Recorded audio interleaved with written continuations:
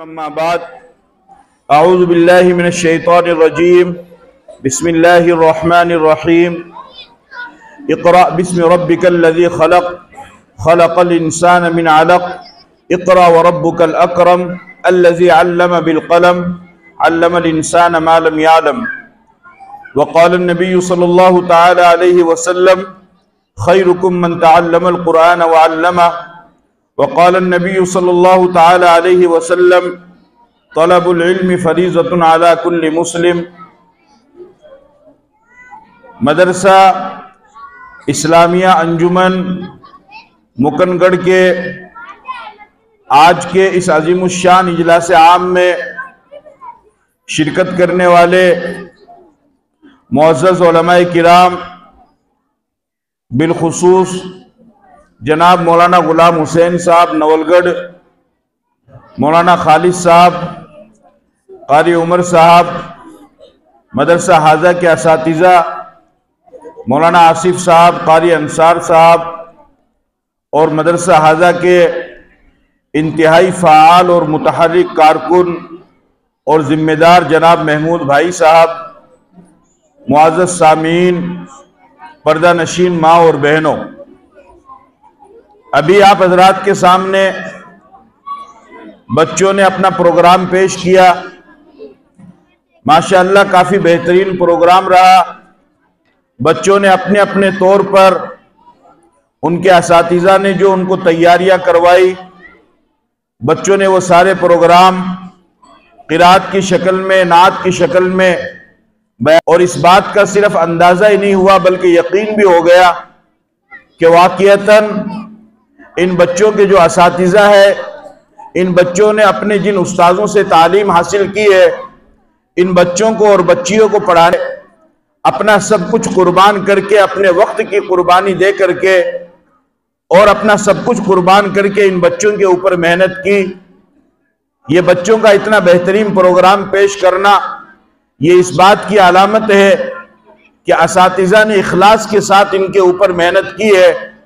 آپ سب حضرات کو، مکن گڑھ والوں کو خاص طور پر، اس مدرسہ کے ذمہ داران کو اس بات پر مکمل تسلی اور تشفی رکھنی چاہیے اور ان کو اطمینان رکھنا چاہیے کہ انہوں نے اپنے مدرسے میں دین کی خدمت کرنے کے لیے، دین کی تعلیم دینے کے لیے، قرآن اور حدیث کی تعلیم دینے کے لیے جن اساتذہ کا انتخاب کیا ہے، جن اساتذہ کو رکھا ہے، جن اساتذہ کا تقرر کیا ہے، ماشاءاللہ بحمد اللہ تعالی وہ اساتذہ مکمل اخلاص کے ساتھ اپنی اس محنت کے اندر لگے ہوئے ہیں۔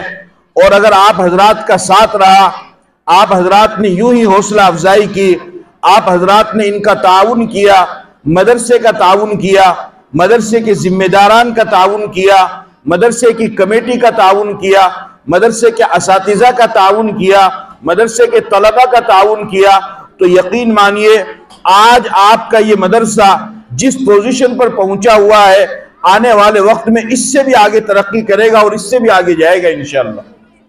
اللہ کے لیے کوئی مشکل بات نہیں ہے، کوئی بعید بات نہیں ہے اگر آپ حضرات اس پر محنت کریں۔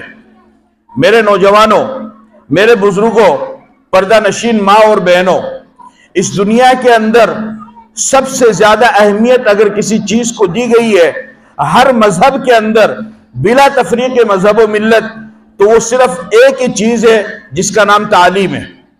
تعلیم کی ہر مذہب میں اہمیت ہے، ہر دھرم میں تعلیم کی اہمیت کو تسلیم کیا گیا ہے، تعلیم کو مانا گیا ہے۔ دنیا اس بات کو مانتی ہے اور جانتی ہے کہ جو قوم تعلیم یافتہ ہوتی ہے وہ قوم آگے ترقی کرتی ہے، اور جو قوم تعلیم یافتہ نہیں ہوتی ہے تو وہ قوم ہمیشہ پستی کے اندر جاتی ہے، ذلت ان کا مقدر بن جاتا ہے، اور وہ قوم کبھی بھی ترقی نہیں کر سکتی ہے۔ اور تعلیم یافتہ نہ ہونے والی قوم، جاہل قوم، وہ ہمیشہ دوسروں کی غلام بن کر کے رہتی ہے۔ اس وجہ سے کہ ان کے پاس تعلیم نہیں ہوتی اور تعلیم کی روشنی ان کے پاس موجود نہیں ہوتی، تو تعلیم نہ ہونے کی وجہ سے وہ اپنے صحیح راستے کا انتخاب نہیں کر سکتے ہیں، تعلیم نہ ہونے کی وجہ سے وہ اپنے حقوق کو حاصل نہیں کر سکتے ہیں، تعلیم نہ ہونے کی وجہ سے وہ آزادی کا اظہار نہیں کر سکتے ہیں، تعلیم نہ ہونے کی وجہ سے وہ دوسرے کے حقوق کو نہیں ادا کر سکتے ہیں، تعلیم نہ ہونے کی وجہ سے وہ ماں باپ کے حقوق کو نہیں ادا کر سکتے ہیں، تعلیم نہ ہونے کی وجہ سے وہ پڑوسیوں کے حقوق کو نہیں ادا کر سکتے ہیں، تعلیم نہ ہونے کی وجہ سے وہ کسی بھی چیز کی جانکاری نہیں رکھ سکتے ہیں۔ یاد رکھو، علم روشنی ہے اور جہالت اندھیرا ہے۔ جس قوم کے پاس علم آئے گا وہ قوم ترقی کرے گی، جس قوم کے پاس علم آئے گا وہ قوم آگے بڑھے گی، جس قوم کے بچوں کے پاس اور نوجوانوں کے پاس علم ہوگا اور اس قوم کے نوجوان وہ تعلیم یافتہ ہوں گے تو وہ قوم آگے بڑھے گی، کوئی بھی اس کو غلام نہیں بنا سکتا ہے۔ آپ عرب کی تاریخ اٹھا کر دیکھیے، آپ عرب کی تاریخ اٹھا کر کے دیکھیے، حضرت عیسیٰ علیہ السلام کو گئے ہوئے 600 سال کا عرصہ گزر گیا اور اس زمانے کو زمانے جاہلیت کہا جاتا ہے، جاہلیت اولا اسے کہا جاتا ہے، جاہلیت کا دور اسے کہا جاتا ہے۔ اور وہ کیسا جاہلیت کا دور تھا؟ اتنا خطرناک جاہلیت کا دور تھا کہ آدم علیہ السلام سے لے کر کے حضور پاک محمد صلی اللہ علیہ وسلم تک بے شمار انبیاء آئے اور ان انبیاء کی امتیں آئی اور ان میں نافرمان لوگ آئے، لیکن آدم علیہ السلام سے لے کر حضرت عیسیٰ علیہ السلام تک کسی بھی زمانے کو جاہلیت کا زمانہ نہیں کہا گیا، جبکہ بت پرستی ان کے درمیان موجود تھی، کفر و شرک ان کے درمیان میں موجود تھا۔ ایک وحدہ لا شریک لہ کو چھوڑ کر ہزاروں معبودان باطلہ کی وہ عبادت کیا کرتے تھے، اور زنا ان کے درمیان عام تھا، قتل ان کے درمیان عام تھا، اور شراب نوشی ان کے درمیان عام تھی، جوا خوری ان کے درمیان عام تھی، سٹہ کا بازار ان کے درمیان گرم تھا، اور ہر طرح کا فسق و فجور اور ہر طرح کا ظلم، ہر طرح کی زیادتی اور ہر طرح کا گناہ کہ جسے برائی کہا جا سکتا ہو وہ ان کے درمیان میں موجود تھا۔ لیکن کسی بھی زمانے کو جاہلیت کا زمانہ نہیں کہا گیا ہے۔ ہمارے نبی پاک محمد رسول اللہ صلی اللہ علیہ وسلم کے آنے سے پہلے کا جو زمانہ ہے اس زمانے کو زمانے جاہلیت کہا جاتا ہے، اس وجہ سے کہ اس زمانے میں تعلیم کا کوئی نشان نہیں تھا اور تعلیم کا نام و نشان تک نہیں تھا۔ عرب قوم وہ انتہائی سخت قوم تھی، عرب قوم وہ انتہائی جاہل قوم تھی۔ اور یاد رکھو کہ ہمارے نبی کے سامنے جو سب سے پہلا چیلنج آیا وہ چیلنج یہی تھا کہ آپ کا مقابلہ اور آپ کا موازنہ اور آپ کا سامنا جاہل قوم سے ہوا، اور آپ نے اپنی خداداد صفت سے اور آپ نے اپنی نبوت سے اور آپ نے اپنے علم نبوت سے اور آپ نے قرآن کے روشنی سے اور آپ نے وحی کے علم سے، آپ نے قرآن کے علم سے، آپ نے اپنے اقوال کے علم سے، معرفت الہی کی برکت سے اللہ کے نبی صلی اللہ علیہ وسلم نے اس جاہلیت کو ختم کیا، اور پھر اسی زمانے کا نام سب سے خیر القرون کا زمانہ پڑا، کہ یعنی کائنات میں سب سے بہترین زمانہ۔ کیا آپ نے جاہلیت کو ختم کیا ہے؟ یاد رکھو میرے عزیزوں، مذہب اسلام کے اوپر عام طور سے یہ اعتراض کیا جاتا ہے کہ مذہب اسلام میں تعلیم پر کوئی اہمیت نہیں دی گئی ہے، تعلیم کی طرف کوئی توجہ نہیں دی گئی ہے، جبکہ اگر آپ باریکی سے مذہب اسلام کا مطالعہ کریں گے تو آپ کو یہ بات بخوبی معلوم ہوگی کہ مذہب اسلام نے جتنا زور تعلیم کے اوپر دیا ہے اتنی توجہ اور اتنا زور تو کسی بھی مذہب نے تعلیم پر نہیں دیا، کسی بھی مذہب نے نہیں دیا۔ چنانچہ قرآن کریم کو جب اللہ نے نازل فرمایا تو قرآن کریم کی جو ابتدائی 5 آیتیں نازل ہوئی سورہ علق کی، ان 5 آیتوں کے اندر اللہ نے کیا حکم دیا؟ فرمایا اقرأ بسم ربک الذی خلق، کہ اے میرے نبی پڑھیے، اقرأ پڑھیے، تعلیم حاصل کیجئے۔ یعنی مذہب اسلام کی شروعات ہی اللہ رب العزت نے تعلیم کے ذریعے سے کروائی ہے۔ مذہب اسلام کی پہلی اینٹ ہی، بنیاد ہی تعلیم کے اوپر رکھی گئی ہے کہ پہلی سب سے پہلے وحی ہمارے نبی کے اوپر جو آئی تو وہ کیا تھی؟ اقرأ، پڑھیے، تعلیم حاصل کیجیے۔ اور وہ کون سی تعلیم تھی؟ فرمایا بسم ربک الذی خلق، اس رب کے نام سے پڑھنا شروع کیجئے کہ جو پیدا کرنے والا ہے آپ کو بھی اور انسانوں کو بھی پیدا کرنے والا ہے۔ تو معلوم ہوا کہ اللہ رب العزت نے سب سے پہلے علم کا اللہ تعالیٰ نے حکم دیا اپنے نبی کو، اور نبی کے ذریعے سے امت کو حکم دیا ہے۔ اب آپ اندازہ لگائیے کہ علم کی کتنی بڑی اہمیت ہے، لیکن افسوس کہ آج ہمارے درمیان تعلیم کی کوئی اہمیت نہیں ہے۔ آج آپ اندازہ لگائیے، آج آپ سروے کیجئے، مسلم قوم میں سب سے زیادہ جاہل اور ان پڑھ لوگ ملیں گے، اور مسلم قوم میں سب سے کم تعلیم یافتہ لوگ ملیں گے۔ ہماری قوم تعلیم کے معاملے میں بہت ہی پیچھے جا چکی ہے، ان کو احساس ہی نہیں ہے، ان کو احساس ہی نہیں ہے، ماں باپ کو اس بات کا احساس نہیں ہے۔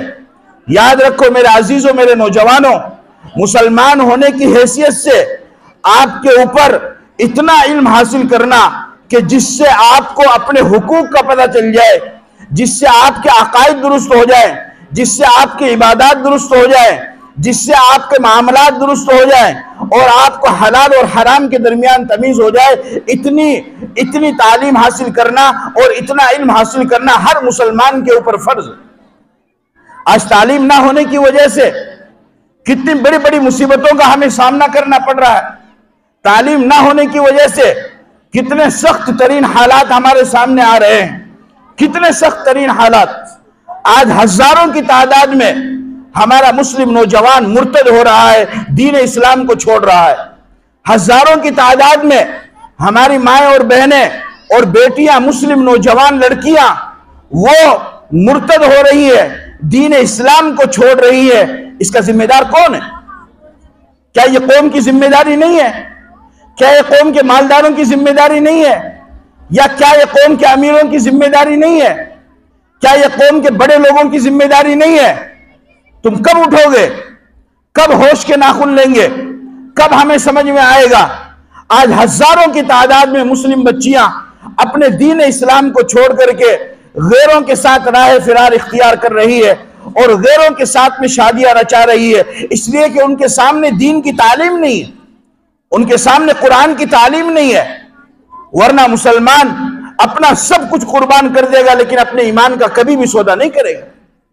اپنے ایمان کا مسلمان سودا نہیں کر سکتا ہے، لیکن آج معمولی چیزوں کے اوپر ایمان کا سودا ہو رہا ہے۔ یہ ایمان کا سودا کیوں ہو رہا ہے؟ اس وجہ سے کہ دینی تعلیم کی کمی ہے۔ قرآن کی تعلیم نہیں، حدیث کی تعلیم نہیں، پیغمبر کی تعلیم نہیں، صحابہ کی سیرت ہمارے سامنے نہیں، صحابہ کی حیات ہمارے سامنے نہیں، صحابہ کی تاریخ ہمارے سامنے نہیں، صحابہ کی قربانیاں ہمارے سامنے نہیں، بزرگان دین کی سوانح ہمارے سامنے نہیں ہے، جس کی وجہ سے ہمارا ایک بہت بڑا طبقہ مسلم نوجوان بچوں کا اور بچیوں کا وہ دین اسلام کو چھوڑ رہا ہے۔ یہ بہت غور و فکر کرنے کی بات ہے۔ اور یہ سارا کیوں ہو رہا ہے؟ یہ سارا اس وجہ سے ہو رہا ہے کیونکہ ان کے پاس دینی تعلیم نہیں ہے۔ اور یہ دینی تعلیم کہاں پر ملتی ہے؟ یہ دینی تعلیم ملتی ہے مدرسوں کے اندر، کہ مدرسوں کے اندر دین کی تعلیم دی جاتی ہے، مدرسوں کے اندر دین پڑھایا جاتا ہے، مدرسہ دین سکھاتے ہیں۔ مدرسے کیا ہے آپ کو معلوم ہے؟ کبھی آپ نے غور و فکر کیا مدرسہ کیا ہے؟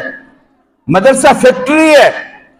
جس طریقے سے فیکٹری کے اندر سامان تیار ہوتا ہے اور پھر سامان تیار ہو کر کے وہ سامان مارکیٹ میں آتا ہے اور مارکیٹ میں آ کر کے بکتا ہے، اگر خدا نخواستہ فیکٹری بند ہو جائے یا فیکٹری کو آگ لگ جائے یا فیکٹری ختم ہو جائے تو مال اس میں تیار نہیں ہوگا، اور جب تیار نہیں ہوگا تو مال مارکیٹ میں بھی نہیں آئے گا اور بازار میں آ کر مال نہیں بکے گا۔ اسی طریقے سے یہ مدرسے، یاد رکھو میرے نوجوانوں، یہ مدرسے یہ بھی دین اسلام کی فیکٹریاں ہیں، اور ان میں سے بھی لوگ تیار ہوتے ہیں۔ مدرسے کی فیکٹری سے کون تیار ہوتے ہیں؟ مدرسے کی فیکٹری سے حافظ تیار ہوتے ہیں، عالم تیار ہوتے ہیں، مفتی تیار ہوتے ہیں، قاری تیار ہوتے ہیں، جو تمہارے بچوں کو دین سکھاتے ہیں، جو تمہارے بچوں کو کلمہ سکھاتے ہیں، جو تمہارے بچوں کو نماز سکھاتے ہیں، جو تمہارے بچوں کے عقائد صحیح کرتے ہیں۔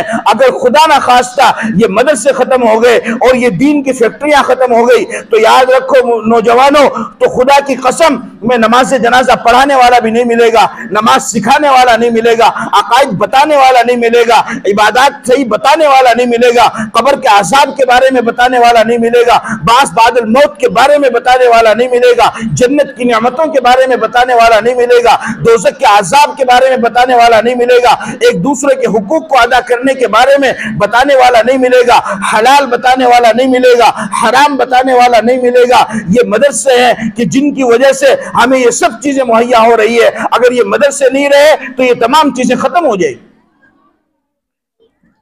لوگ اعتراض کرتے ہیں، کتنے لوگ ہیں جن کا رات دن کا کام یہ ہے کہ مدرسے کی مخالفت کرنا، مدرسوں کے بارے میں بات کرنا، علماء کی مخالفت کرنا۔ یہ آپ اچھا کام کر رہے ہیں۔ آج کے اس پرفتن دور میں 2023 میں جہاں پر کوئی جلدی سے تیزی کے ساتھ میں مدرسے کی طرف رخ نہیں کر رہا ہے، اس پرفتن دور میں اگر کچھ اللہ کے بندے کھڑے ہوتے ہیں اور وہ مدرسے کی ذمہ داری کو سنبھالتے ہیں اور وہ مدرسے کی خدمت کرتے ہیں اور وقت آنے پر اپنی جان اپنا مال بھی لگاتے ہیں، اپنی جیب سے خرچ کرتے ہیں اور وہ اس قدر محنت کر رہے ہیں، اپنی تمام مصروفیات کو بازو کر کے وہ مدرسے کو چلا رہے ہیں، مدرسے کو سنبھال رہے ہیں، مدرسے کی خدمت انجام دے رہے ہیں۔ کیا یہ کوئی معمولی بات ہے؟ کیا یہ کوئی معمولی بات ہے؟ مدرسے کے خلاف بول کر کے آپ کو کیا ملے گا؟ ان مدرسوں میں جو چھوٹے موٹے جو تھوڑے بہت بچے پڑھ رہے ہیں، تو یہ جو بچے پڑھ رہے ہیں، کیا آپ کو اس سے خوشی نہیں ہے؟ کیا آپ کو اس سے خوشی نہیں ہے؟ یاد رکھو مکنگڑ کے نوجوانوں، اللہ کا شکر ادا کرو کہ اللہ نے تمہیں یہ مدرسہ دیا ہے، تمہارے شہر کے اندر دیا ہے، ورنہ ہزاروں ایسے شہر ہیں خود اس صوبے کے اندر کہ جہاں پر تم سے بڑی تعداد میں مسلمان رہتے ہیں لیکن ان کے پاس میں مدرسہ نہیں ہے۔ مدرسے کی وجہ سے انوارات نازل ہوتے ہیں، مدرسے کی وجہ سے رحمتیں نازل ہوتی ہیں، مدرسے کی وجہ سے برکتیں نازل ہوتی ہیں۔ آپ کو معلوم ہے کتنی نافرمانیاں ہو رہی ہے، کتنے گناہ ہو رہے ہیں، کتنی بدکاریاں ہو رہی ہے، اللہ کو عذاب دینے والے اعمال کیے جا رہے ہیں، اللہ کو ناراض کرنے والے اعمال کیے جا رہے ہیں۔ پوری رات میرا نوجوان جب ڈی جے کے اوپر ناچتا ہے تو کیا یہ اللہ کے عذاب کو دعوت دینے والا کام نہیں ہے؟ نوجوان کا ایک بہت بڑا طبقہ شراب کے ٹھیکے پر کھڑا ہوا ہے اور شراب پی کر کے پوری رات وہ شراب کے نشے میں مست رہتا ہے۔ یہ اللہ کو عذاب دینے والا عمل نہیں، عذاب کو دعوت دینے والا عمل نہیں ہے۔ میرا نوجوان زنا کے اندر پڑا ہوا ہے، سود کے اندر پڑا ہوا ہے، بیاج کے اندر پڑا ہوا ہے اور دوسرے کے حقوق کو سلب کرنے کے اندر پڑا ہوا ہے۔ کیا یہ اللہ کے عذاب کو دعوت دینے والے اعمال نہیں ہے؟ یہ نوجوان سب کچھ کرتا ہے، نماز چھوڑتا ہے، روزہ چھوڑتا ہے، اعمال فرائض کو ترک کرتا ہے اور گناہ کو کرتا ہے، لیکن اس کے باوجود بھی یہ آرام سے کھا رہا ہے، آرام سے پی رہا ہے۔ یاد رکھو اس میں تمہارا کوئی کمال نہیں ہے۔ تم نے جو کام کیا، اللہ کے عذاب کو دعوت دینے والا عمل کیا، تو تمہارے اس عمل کی وجہ سے اللہ کا عذاب آتا ہے، لیکن جب وہ عذاب آتا ہے تو تمہارے اس شہر کے اندر، اس مکنگڑ میں، تمہارے اس مدرسہ اسلامیہ انجمن کے اندر ایک معصوم سا بچہ صبح 3 بجے 4 بجے کے وقت میں کھڑا ہوتا ہے اور وہ اٹھ کر کے وضو کرتا ہے اور وضو کر کے قرآن کو کھول کر کے قرآن کی تلاوت شروع کرتا ہے۔ اللہ عذاب کو بھیجنا چاہتا ہے لیکن اس معصوم بچے کی تلاوت کی برکت سے اللہ اس عذاب کو واپس لے لیتا ہے۔ یہ کیا کم بڑی بات ہے؟ یہ کیا کم بڑی بات ہے؟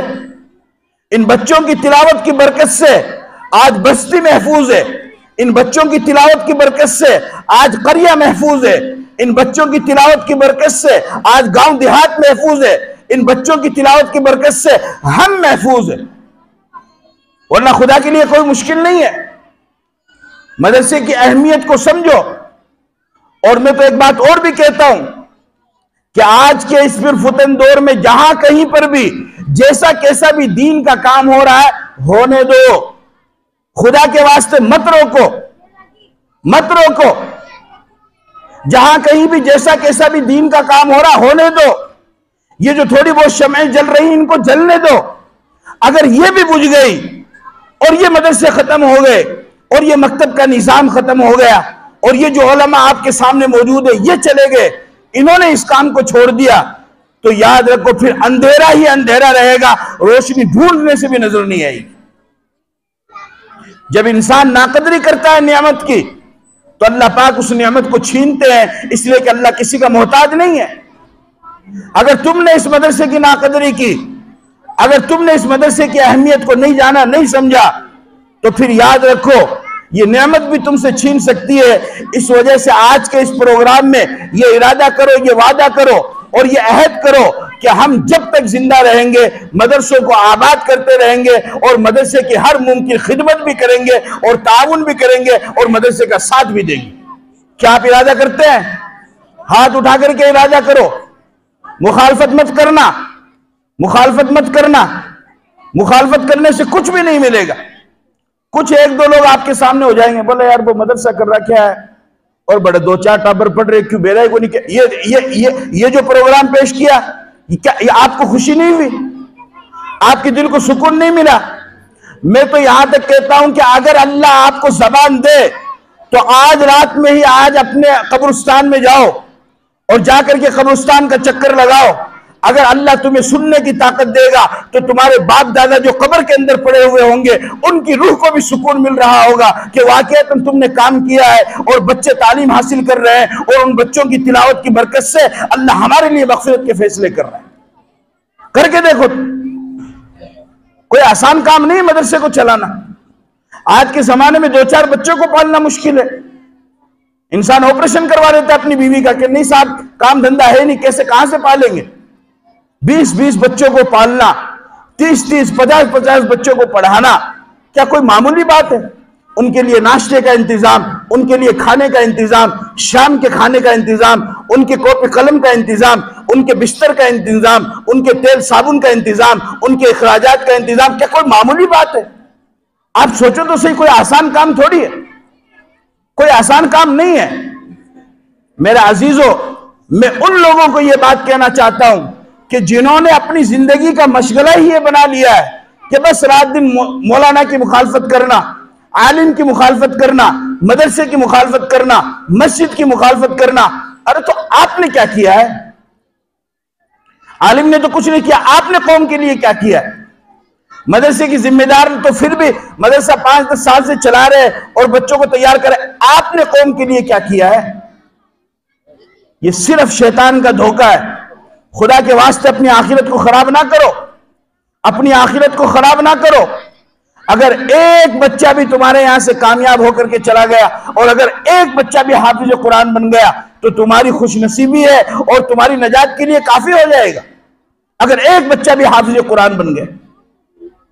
اس لیے کہ اللہ نے کیا فرمایا؟ اِنَّا نَحْنُ نَزَّلْنَا الذِّكْرَ وَإِنَّا لَهُ لَحَافِظُونَ، ہم نے قرآن کو نازل کیا اور ہم ہی اس کی حفاظت کرنے والے ہیں۔ تو پڑھنے والا یہ بھی قرآن کی حفاظت کرنے والا ہے، پڑھانے والا بھی قرآن کی حفاظت کرنے والا، اور تعاون کرنے والا بھی قرآن کی حفاظت کرنے والا۔ کس وجہ سے ہم مخالفت کرتے ہیں؟ علماء کی اہمیت کو سمجھو، علماء کی اہمیت کو سمجھو۔ آج کے زمانے میں یہ علماء اپنی تمام تر خواہشات کو سائیڈ میں رکھ کر کے اتنی معمولی تنخواہ پر آپ کے ہاں کام کر رہے ہیں، خدمت انجام دے رہے ہیں، تو آپ سمجھیے کہ کتنی بڑی بات۔ یہ کوئی معمولی بات نہیں ہے، بہت بڑی بات ہے۔ معمولی تنخواہ پر اپنا سب کچھ قربان کر دینا اور اپنا سب کچھ لگا دینا، یہ بہت بڑی بات ہے۔ اس لیے میرے عزیزوں، میرے نوجوانوں، میری ماں اور بہنوں اور میرے بزرگوں، آپ سب سے میں یہ درخواست کر رہا ہوں کہ جو بھی مدرسے کی مخالفت کرے اس کو اپنا دشمن سمجھو۔ وہ خیر خواہ نہیں ہے، وہ ہرگز خیر خواہ نہیں ہے، وہ دشمن ہے تمہارا، تمہارے دین کا، تمہارے ایمان کا۔ مدرسے کی ہاں کچھ غلطیاں ہو سکتی ہے، ان غلطیوں کی اصلاح کرو۔ اختلاف رائے ہو سکتا ہے، اختلاف رائے کا احترام ہونا چاہیے، لیکن اس کا یہ مطلب تو نہیں کہ آپ دشمنی کر لو اور آپ ایسی سازشیں کرو کہ مدرسہ بالکل بند ہی ہو جائے یا پھر جو ہے بچے تعلیم ہی حاصل نہ کر پائے۔ نہیں، ایسا ہرگز نہ کرنا۔ مرتے دم تک جہاں کہیں پر بھی جیسا کیسا بھی دین کا کام ہو رہا ہو، چاہے وہ جماعت کی لائن سے ہو، تبلیغ کی لائن سے ہو، جمعیت کی لائن سے ہو، مدرسے کی لائن سے ہو، مکتب کی لائن سے ہو، خانقاہ کی لائن سے ہو، ذکر کی لائن سے ہو، تعلیم و تعلم کی لائن سے ہو، جہاں کہیں پر بھی جیسا کیسا بھی دین کا کام ہو رہا ہے اس کو ہونے دو، اس کا ساتھ دو۔ انشاءاللہ اگر آپ اس کام کو ہونے دیں گے اور اس کام کا ساتھ دیں گے تو آپ یاد رکھنا دنیا میں برکت اور آخرت میں نجات کے لیے کافی ہو جائے گا انشاءاللہ۔ آپ حضرات اس کا ارادہ کرتے ہیں، اس مدرسے کو اور بھی ترقی دیں گے اور اس مدرسے کو اور بھی آگے بڑھائیں گے انشاءاللہ۔ مائیں بہنیں بھی ارادہ کرتی ہے۔ ماشاءاللہ ہم نے پروگرام سنا بچوں کا اور بچوں نے ماشاءاللہ بہت اچھی محنت بھی کی ہے، بہت خوشی ہوئی سن کر کے۔ ہمارے محمود بھائی یہاں ذمہ دار بیٹھے ہیں۔ میں نے ایک بات، آج ہمارا دوپہر میں پروگرام جاکھل میں بھی تھا، میں وہاں بھی پروگرام کر کے آیا، شام کو آپ کے یہاں، تو میں نے وہاں پر بھی ایک بات کہی تھی اور یہ ذمہ دار حضرات بیٹھے ان کے سامنے بھی ایک بات کہتا ہوں، آپ کو بھی کہتا ہوں کہ ساری زندگی بوجھ اٹھایا ایک کیل نے، ساری زندگی بوجھ اٹھایا ایک کیل نے، اور لوگ تعریف تصویر کی کرتے رہے کہ بہت خوبصورت ہے۔ لوگ تعریف کس کی کر رہے ہیں؟ تصویر جانتے ہیں، فوٹو جیسے گھر میں لگی ہوئی ہوتی ہے تو لوگ اس کی تعریف کرتے ہیں کہ فوٹو بہت خوبصورت ہے، لیکن اس فوٹو کا بوجھ کس نے اٹھا رکھا ہے؟ کیل نے۔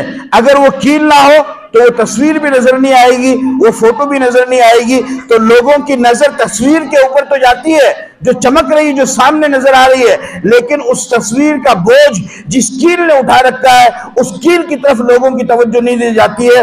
بچوں نے آپ کے سامنے جو پروگرام پیش کیا اور بچوں نے جو کچھ بھی آپ کے سامنے پڑھا، یہ کوئی اچانک نہیں ہو گیا، یہ ان کو کوئی تعویذ نہیں دیا گیا، یا کوئی ان کو جادو نہیں کیا، جادو کی چھڑی نہیں پھیری گئی، یا کوئی ایسا نہیں کہ اعلیٰ دین کا چراغ میں سے جن نکلا اور بچوں کو ایک رات میں یاد کرا دیا۔ اس کے پیچھے محنت لگی ہے اور مہینوں کی اس کے پیچھے محنت لگی ہے۔ لہذا مکرمگڑھ والوں، آپ سے بھی اور ذمہ دار حضرات سے بھی میں یہ کہنا چاہتا ہوں کہ اگر آپ نے ان بچوں کے پروگرام سے خوش ہو کر کے ان بچوں کی حوصلہ افزائی کی ہے تو ان بچوں کا بوجھ، ان کی محنت کا بوجھ جن استاذوں نے اٹھایا ہے اور جنہوں نے رات دن ان کے پیچھے لگا دیا ہے، ان استاذ کو بھی آپ کو فراموش نہیں کرنا ہے، اور ابھی نہیں تو بعد میں یہ ارادہ کرو، یہ عہد کرو کہ انشاءاللہ ہم نے جس طریقے سے اپنے بچوں کی حوصلہ افزائی کی، ان کو انعام و اکرام سے نوازا، ہم ان کے استاذوں کو بھی نوازیں گے۔ بولو کریں گے؟ ارے بولو بھائی۔ ہاں، کیل کی طرف بھی دیکھنا ہے، صرف تصویر کو نہیں دیکھنا ہے، کیل کی طرف بھی دیکھنا ہے۔ جب ان کی حوصلہ افزائی ہوگی، ان کا تعاون ہوگا تو انشاءاللہ اس کے اثرات اور بھی زیادہ مرتب ہوں گے۔ اللہ تعالیٰ آپ کے اس مدرسے کو اپنی بارگاہ میں قبول فرمائے، اساتذہ کی محنت کو قبول فرمائے اور ذمہ داران کی محنت کو قبول فرمائے، ان کے کاروبار میں خیر و برکت عطا فرمائے اور دونوں جہان میں ان کو کامیابی عطا فرمائے۔ وآخر دعوانا الحمدللہ رب العالمین۔